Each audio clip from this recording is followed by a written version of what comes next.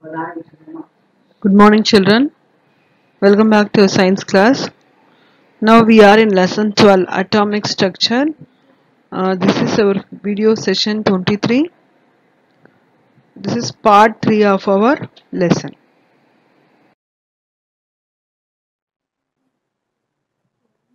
Chemical formula.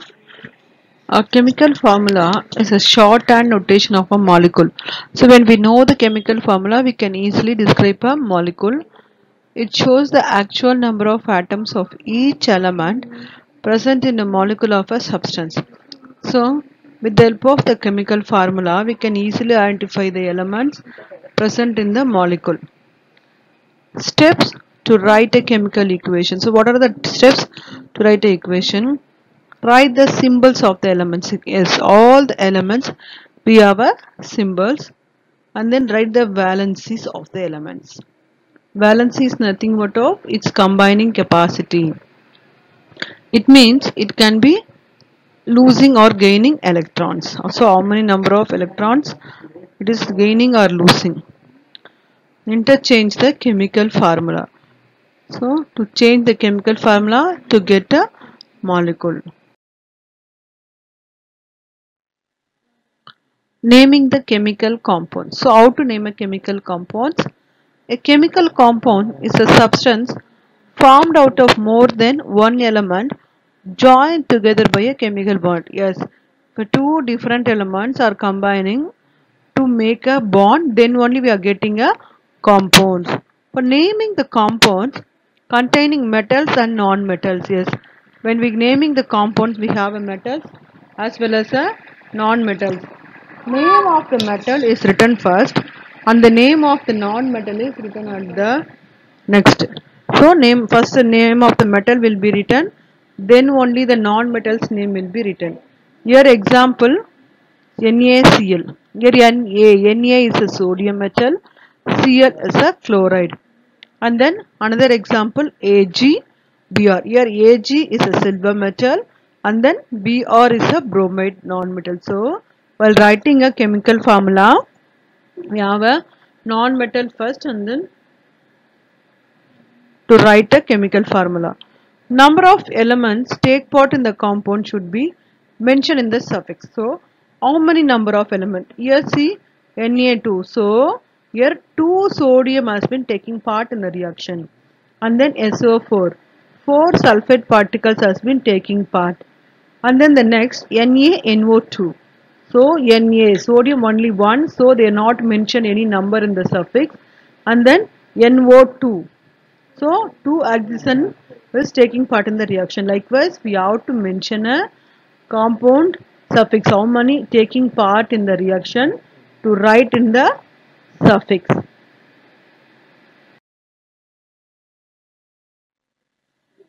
While naming a compound, it can contain 2 non-metals only. So that we can have a prefix like this: mono, di, tri, tetra and penta, etc. Actually, SO2. Here S is sulfur, O2 is oxygen, we have a 2.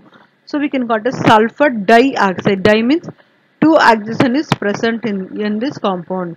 Next N2O5. So N, nitrogen is 2, oxygen is 4. So 2 nitrogen is representing dinitrogen and then 5 oxygen pentaoxide. So only non-metal is present. How many number of non-metal is in the compound? First we need to write the number of non-metals to mention the suffix itself. Next, chemical equation. A chemical equation is a shortened representation of a chemical reaction with the help of a chemical symbols and formula. So the chemical equation, with the help of the symbols, we need to identify a formula. Next, write the symbols formula of each of the reactions on the left hand side. Join them by plus. If the reaction is taking place, for example, hydrogen and oxygen is combining H2 plus O2. So the reactant we need to add plus plus plus. Then only we are getting a product. Follow them by an arrow mark. So after the reactant is reacting, after the plus symbol, we can have this arrow mark, which is interpreted as give or from. So after that we are getting a product. Write on the right hand side of arrow the symbols and formulae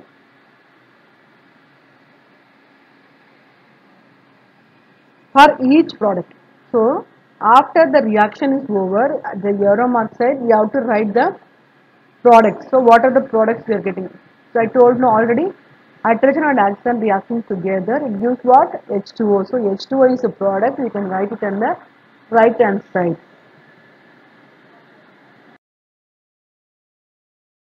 While mentioning the product, it is a gas, it should be represented by a upward arrow. This arrow mark should be indicating the product is a gas. And if it is a precipitate, it should be represented by a downward arrow. Precipitate means when it is settled down at the bottom. For example, how the curd was. When the curd, the solid particles will be at the bottom, only the liquid will be in the top layer. Likewise, this particles settle down at the bottom, we can call it as a chemical term precipitate. So those precipitate will be shown with the help of this down arrow symbol. For example, we have a reaction Mg. Mg is a magnesium, H2SO4 is sulfuric acid. So these two are reactant. So Mg plus H2SO4 gives MgSO4, that is magnesium sulfate plus H2. So here upward arrow mark is given. So here H2 is a gas. The equation thus written is called a skeleton equation. So we are written here a equation. This equation we can call it as a skeleton equation. Balancing the chemical equation. Chemical reaction is a process by which one set of chemicals is transformed into a new set of chemicals. In the chemical reactions, when the two elements are reacting together and then it forms a new compound. A chemical equation uses standard chemical symbols to describe the changes occurring during a reaction. Usually we can represent the equation one side, that a left hand side reactant, it gives products at the right hand side. Here we have an example of water preparation. The skeleton equation is H2 hydrogen plus O2 oxygen gives H2O, water molecule. The hydrogen and the oxygen combines to form a water, but the equation is not balanced. To balance this equation, see here 2 hydrogen is taking part and 2 oxygen is taking part in the reaction, but in the product we can get 2 hydrogen, but we got only 1 oxygen. So for that we need to balance the equation. So H2 plus O2 gives 2H2O. So now only it is a balanced equation. So 4 hydrogen atom and then 1 oxygen atom. So it is a balanced equation now.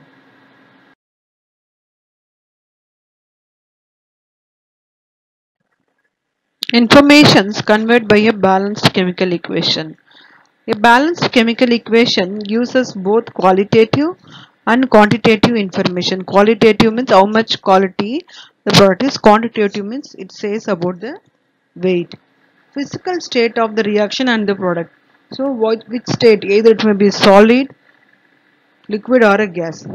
Each change is accompanying in the chemical reaction. Either the reaction is processed with the heat, that is with the triangle symbol they are denoting the temperature. Conditions such as temperature, pressure, catalyst, etc. under which reaction takes place. So under the reactions, so what are the conditions needed? If it is a temperature needed, pressure needed, or else a catalyst. Catalyst is nothing but it is increasing the speed of the reaction.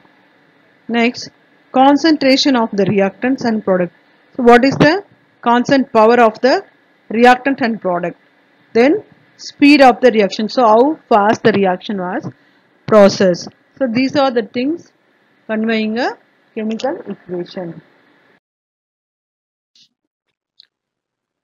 Law of chemical combinations. By studying quantitative measurements of many reactions, it was observed that the reactions taking place between various substances are governed by a certain laws. So we need a laws how much of reactants is taking part in the reaction, that much of product we need. So these laws are called law of chemical combination. In that, law of conservation of mass. So how much mass of the reactant taking part Based on that, we need to get a product. Law of constant proportion. So what is the proportion of chemicals we are taking? Gay-Lussac's law of gaseous volume. If the reactants and product are gaseous forms, so we need to have a Gay-Lussac's law based on that to get a chemical combination of the reactions. First law, law of conservation of mass. The law of conservation of mass, which relates mass of the reactants and products during the chemical change. So during the chemical change, how much product reactants we are taking, that much product we need to get. In the year 1774, Lavoisier states that during any chemical change, the total mass of the products is equal to the total mass of the reaction. Here, the reactants, total mass of the reactants is equal to the total mass of the product. Here in this picture, we have the chemical reaction of zinc, Zn plus S sulfur. So, while these two are reacting together, we can get Zns, that is zinc sulfide plus energy. So, when the reactant is equal to this product, what we are getting, that is zinc sulfide plus energy. This is called law of conservation of mass.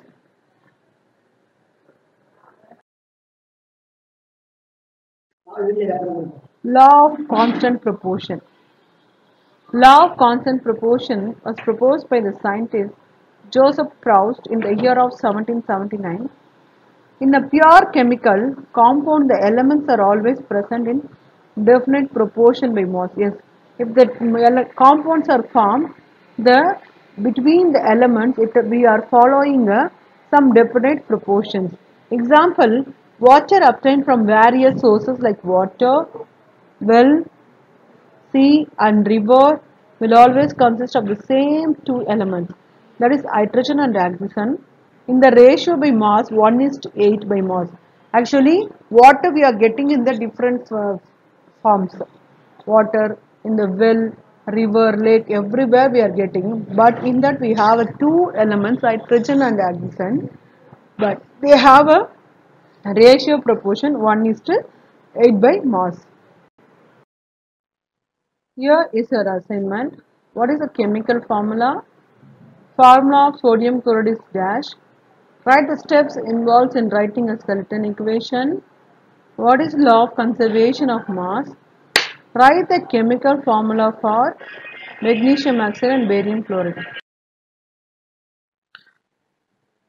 Thank you, students. Have a wonderful day.